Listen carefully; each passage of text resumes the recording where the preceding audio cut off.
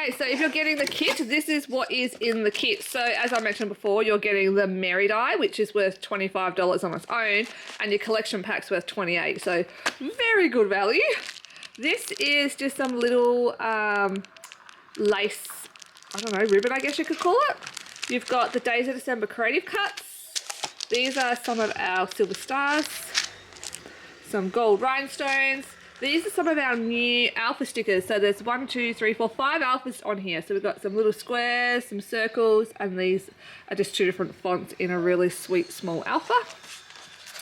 This is our laser cut, watercolor cut apart, regular cut apart magazine, of course, which has got all your card making and Liddell's album at the back, and then all scrapbooking at the front.